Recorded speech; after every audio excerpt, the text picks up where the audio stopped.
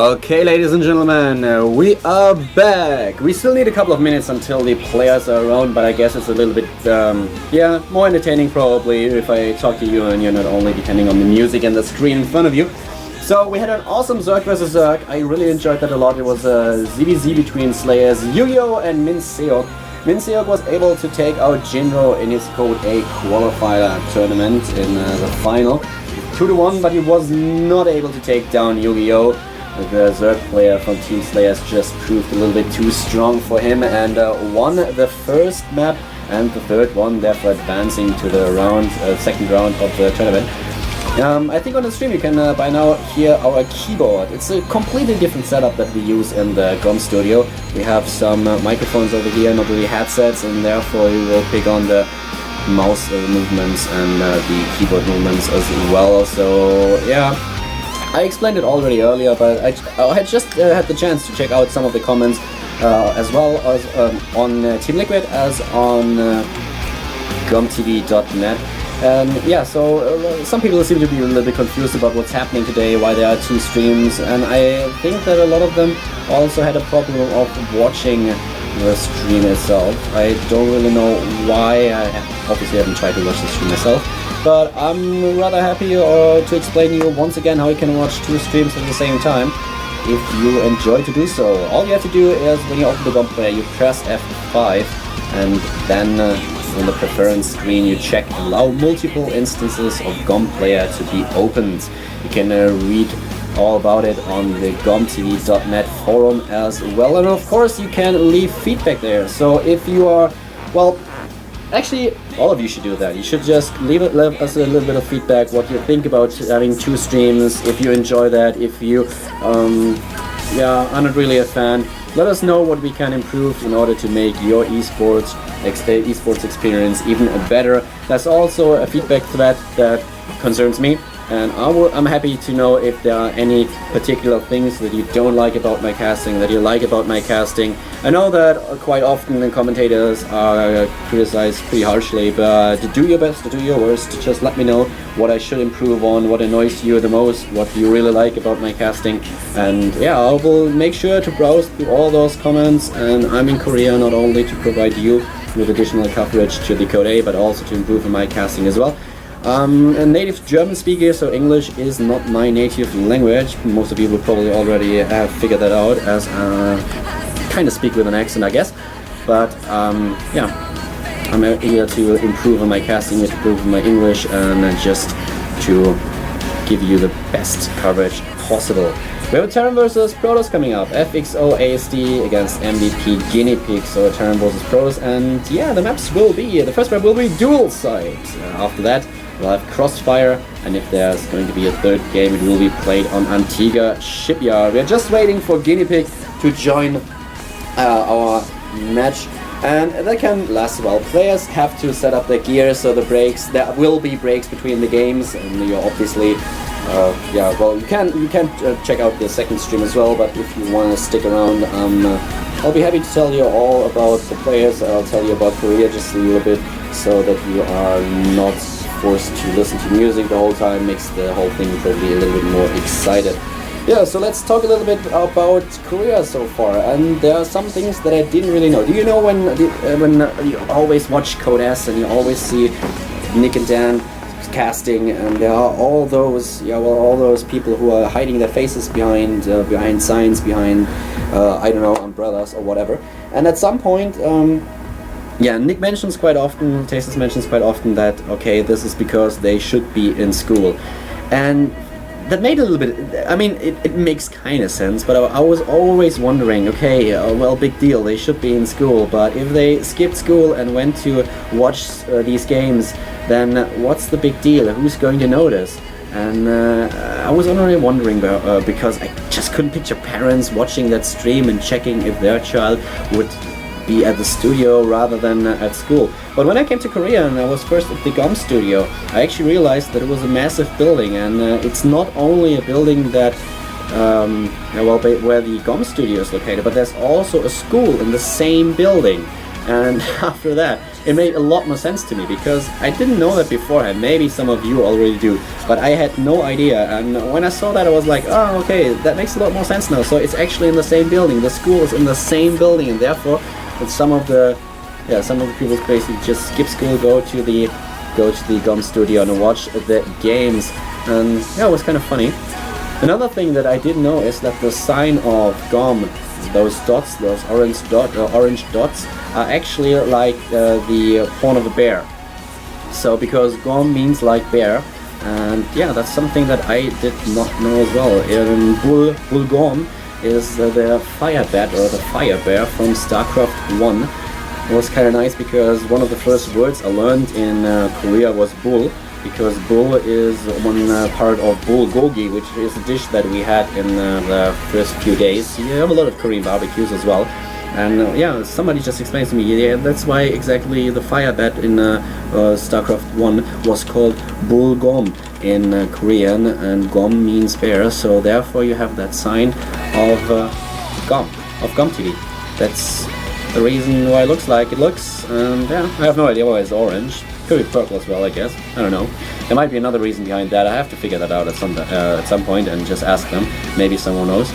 And yeah, guys, we are about to start the next game. We are about to start FXO ASD against MVP GuineaPig. So let's get ready to rumble and let's have a look at another TDP. And I should stop making noise because I always forget that the microphone is actually picking up everything I do, not only what I say. And if I hit the table like this, then you will hear it as well, so my apologies. And here we go! It's our second best of 3 today in the first round of the Code A, powered by Sony Ericsson and G-Skill. We have at the left side of the map, at the left side of dual side, we have the Terran player in red. It is FXO ASD. And at the right side, starting as the blue Protoss player, is MVP GuineaPig. Terran versus Protoss today. It's a best of 3. This is the first map. And ASD, who is also known as Nuclear, starting for FXO in the red. He is facing a Protoss player from Clan MVP, and let's have a quick look. Nuclear in his matchup against Protoss has a win ratio of roughly 57% if you consider all the games that he played in total. You can look up these statistics on sc2charts.net as well, which is a pretty awesome site in terms of statistics. But let's have a look at GuineaPig against Terran. He was not all too successful in the past. He only has 20% win ratio. He didn't play all too many games that were recorded. So we will have to see if he's able to take out his opponent.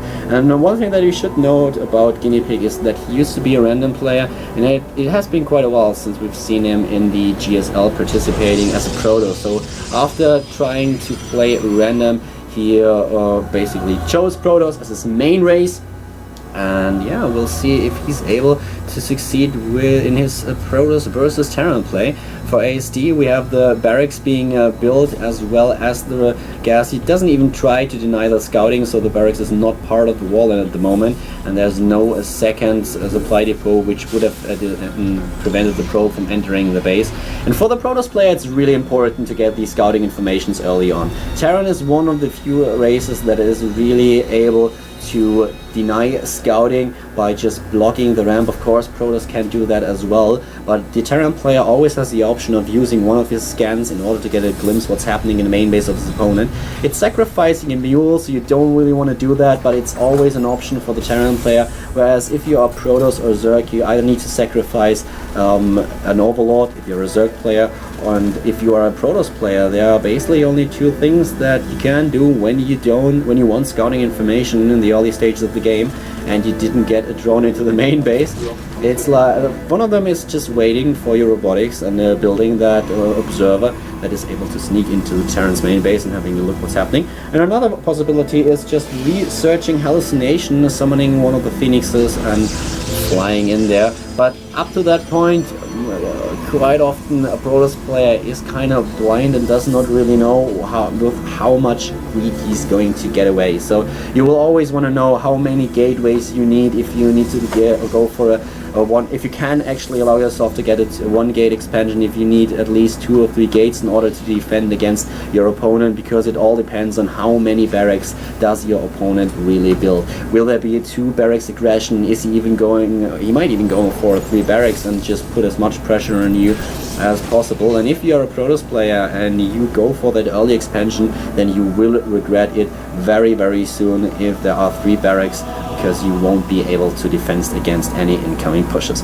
But the Terran player for now is happy to just rely on his command center. There's 1 barracks in the mix, so he's playing a little defensive as well. The command center is built at the bottom of the map, and yeah, there won't be any scouting information for the Protoss player anytime soon. He's just researching his warp in technology, and we are having 2 additional gateways. So he's playing on 3 gates, pretty standard right now, pretty safe as well, getting the first sentries in the mix, and we already have 1 pylon at the bottom of the map in order to be able to warp in units. 2 additional barracks are being built for ASD, so after he finished his command center, he's now just getting the 2nd orbital command, which will enable him to get that 2nd mule as well. Let's have a look when he's actually going to fly that over to the expansion spot. Looks like very, very soon, as he's already throwing down a bunker. And we have a lot of Marines in the mix. There are 11 of them so far. 25 SCVs against 27 probes. And now the Protoss player is also getting his Nexus, his expansion. And he's already a little bit behind. And that's exactly one of the main problems for Protoss. If you don't have those scouting information and you don't really know at what point the Terran player is going to place down his own expansion, you are rather going to take it a little bit safer rather than being sorry in the end. And therefore ASD was able to get that 2nd base a little bit earlier than his opponent, so he does not only command that 2nd mule right now, he is also able to build 2 SCVs at a time, and is also mining from 2 mineral lines, which gives him a slight edge in that stage of the game, and will put him a little bit ahead in economy, which can result in the bigger army or better upgrades.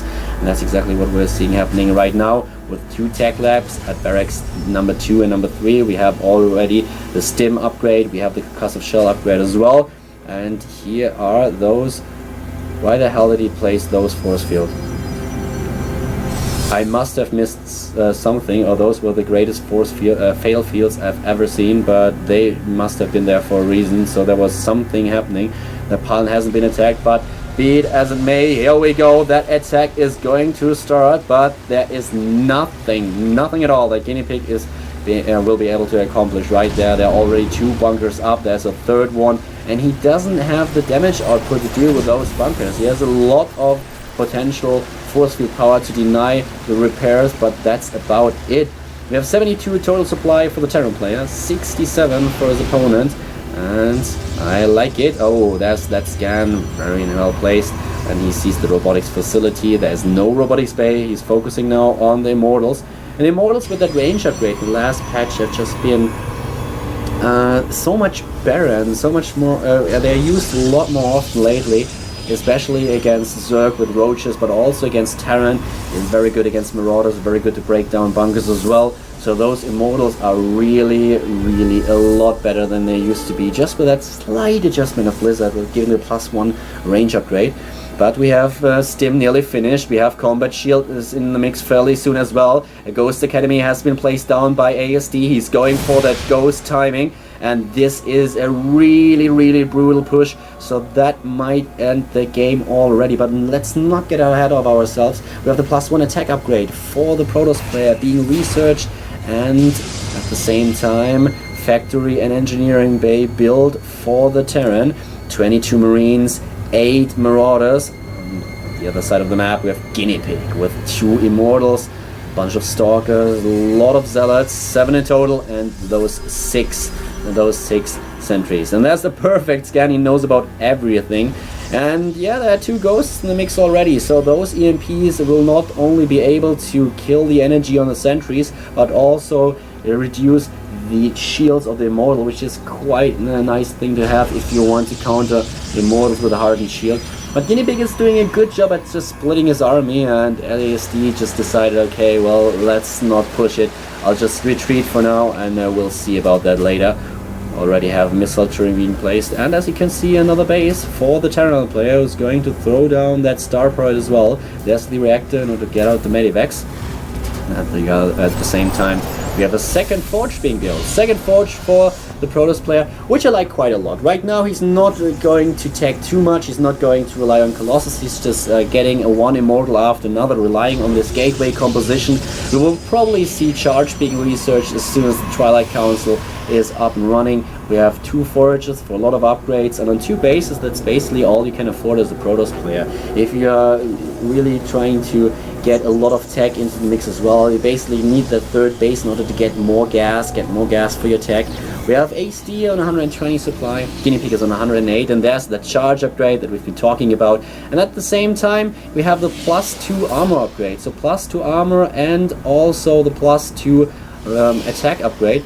I like that quite a lot. And one thing that is notable is that if you focus on producing gateway units and those immortals as a Protoss player, you normally try to squeeze in the armor upgrades first. The reason behind that is pretty simple. The armor upgrades, especially for the Zealots, are really important because in combination with the Guardian Shield, you will be able to kill a lot of Marines. Marines won't do a lot of damage to your army if you already have +1 or +2 armor, and at the same time you have the Guardian Shield activated too.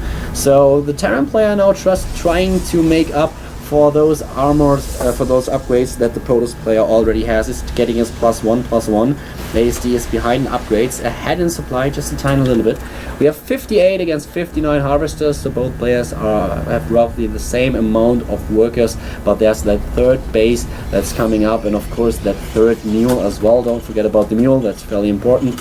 And now ASD just trying to get additional production facilities. With all 3 bases, that's something he definitely needs to do, and he's already 150 supply against 140. Both players are just now taking it a little bit easy. It's the first map, it's the first game, and this is the first round of the GSL Code A. So there's a lot at stake, and they really need to pay attention. But this immortal army, that's quite a nice army that GuineaPig commands right there. Here, let's have a look at the army supply. 99 for ASD, 83 for his opponent, and the Terran player is trying to squeeze in additional ghosts. So let's have a look if he is going to be able to get those EMPs off in time. There is a Templar archive being built that will enable GuineaPig to get storm and feedback, which is very important. And here we go, very well done, nice EMP hitting the 3 of their immortals, nice force fields as well, another EMP, huge EMP hitting the Protoss army, and he needs to retreat, but oh my god, he's losing so many units in the process. He's losing just a lot of these immortals, and those EMPs were just brilliant. He was waiting until GuineaPig moved down that small choke, and then he just EMP'd the hell out of the Protoss player. So many shields lost, and of course the energy on the sentries as well. That's a tough position for GuineaPig to be in. He's down 43 supply, is at 130 right now, researching +3/+3. I really like his upgrade policy. He's focusing a lot on these upgrades, but will it do him any good at all? There's a Dark Shrine coming up. You have the first Archon being morphed, but that 3rd base had to be cancelled, so there's no 3rd base for that Protoss players right now, while we have the +2 attack upgrade researched for ASD, and this army is just scary. Marines, Marauder and Medivacs in combination with Ghosts have been for a long time now that strategy that most Terran players rely on when they are facing a Protoss, and it works quite well. The important thing will be will GuineaPig be able to feedback those ghosts? Will he be able to make good use of his immortals to dodge those EMPs? That is what he really has to do if he wants to prevail in this game. He's on 157 supply against 200. The Terran player is maxed out, getting the armor upgrade +2 now as well. Here we go. Huge EMPs going off, hitting all the sentries. There's no Guardian Shield available now. Oh my god. GuineaPig clustering up his army. Look at that. He's losing everything. He is just being annihilated by the Terran player, taking out every single unit. The second Argon is being hit as well. Another immortal. He's just steamrolling it. Call him Buttercus. He's on a roll. ASD just killing everything in his path. Those probes don't stand a chance. He's down on 40 supply. Those DTs are doing a number on the Marines and Marauders, but still, this won't win him the game. As soon as the first scan is available, he'll be able to take out the DTs, and now he's just flying away. He knows that he has basically eliminated the whole army of his opponent, and that there's nothing that GuineaPig can do to recover if he just plays it safe. He could go for a Raven now as well. I don't think he really will. He has Ghost now, so he can EMP the DTs if need be, or just wait for enough energy on his command centers to get off additional scans.